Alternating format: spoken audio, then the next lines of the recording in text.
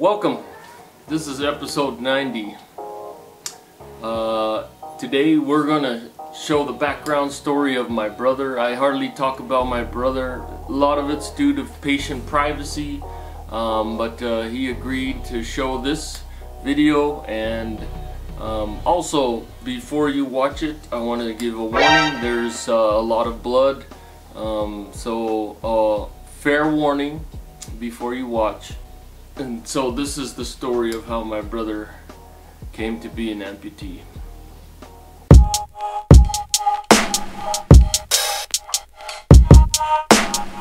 My name is Fatu. I was burnt in 2008 of August, building a power line in the backyard.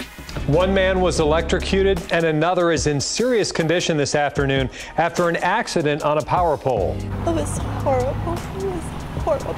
It is an unreal sight as two men dangle from a power pole. The power went off. Pat Carrillo was sitting at her computer. After the outage, she looks out her window. The bottom one was not moving. He was smoking.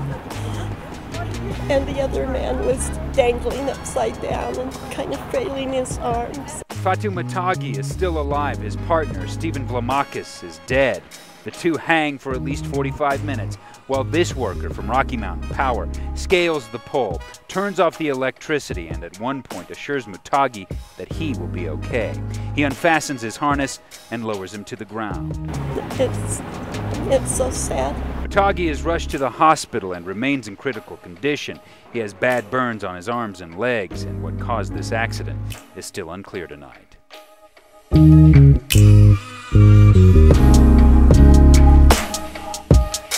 I woke up 2 weeks after I'd been injured. I couldn't breathe, I couldn't speak. I had a ventilator inside my mouth. I tried to rip the ventilator out of my mouth. I was asking for Stephen, who was my co-worker who tried to save me on the power line pole and died trying to save me. I would ask where he was. I cried a lot.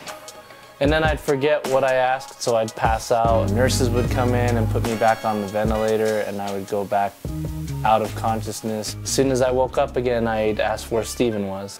And I think that happened for about a week. Lots of crying and wondering where Stephen was. I had my arm for about 2 weeks after I woke up. My arm was inside a bunch of stabilizers and I couldn't move it. My wife came in and she told me that I was going to get my arm amputated, and I kind of knew because I couldn't feel my arm, but it was really hard on my wife and my family. Tell us about the day you woke up with no arm. I was pretty belligerent, yelling at the nurse a lot.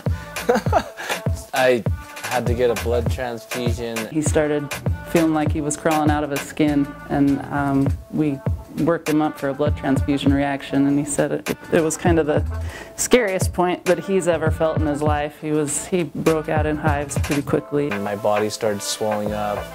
My wife said I looked like a Ninja Turtle, and I sat there and itched for a long time. I just sat there and talked him through it. He's like, "Am I gonna die? Am I gonna die?" I just said no, because that's what you say. I passed out just because of the pain, and I was in and out for about 6 days, and I would just wake up and nurses would be trying to spoon feed me, and then I'd pass out again. In the hospital, it's hard because you can't really, a lot of times I was stabilized, so I couldn't really do anything for myself. Somebody had to push me, or my wife had to pull me on like a cart. Donor sites feel like a big road rash. From what I understand, they take like a cheese grater and they run it over your skin, then take that skin off and place it over a burn. I couldn't feel them until I got home, and I wasn't on top of my pain pills. And those are the most painful. Extreme soreness, stinging.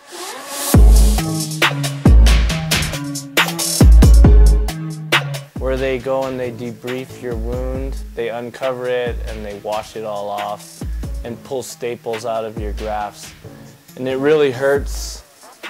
Before I would go in, I could hear people screaming inside this room, and then I'd get in the room and it'd be all sterile and metal, and they'd start pouring water on you and blood would start dripping down all over the table that you're on. I know that I didn't like going into the tank room, and nobody on the floor did.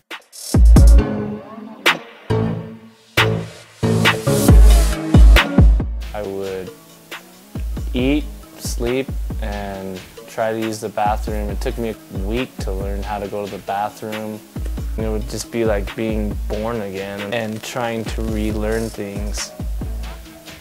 Except that you would remember how you used to do things, and then that would be the pain of it, is trying to adjust from knowing something to doing something different.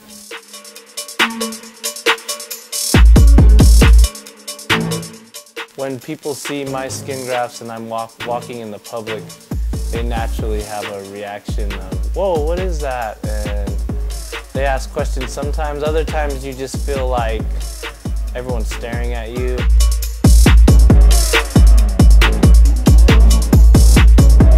I have phantom pain that I still feel right now, all the time, every day.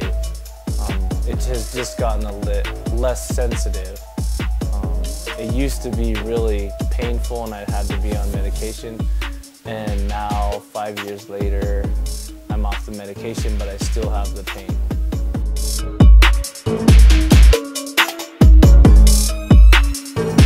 I was a camp counselor at Camp Nanama in 2009, 1 year after my accident. I think it helped me to see how people recovered from being burnt, and it helped me to understand where I was in that process. For the staff, we get to see the progress that people have made and the ability for them to survive after and to live their lives. In 2011, I went to the burn camp for grown-ups. His interaction with you and Jason and Quimby all together, it seemed like there was just a great bond. We still hang around and go snowboarding with each other. Some lifelong friends that don't just stick around during burn camp, but all year long. So if you want to see more of me and my brother discussing this and how it pertains to recovery from trauma, go ahead and tune into my Facebook page, The No-Handed Bandit, and you'll see our broadcast, live broadcast. I'm also wondering if you guys would be interested in the live broadcast, if you would tune in, if we went live every Thursday at 3 o'clock. Let me know in the comments if you would tune in. I'll be happy to take that into consideration. The program that I'm working with to do live streams works better with YouTube anyway. So if you guys say something, then I'll be glad to broadcast on YouTube. Thanks for watching. Have a great weekend. Thanks. Bye.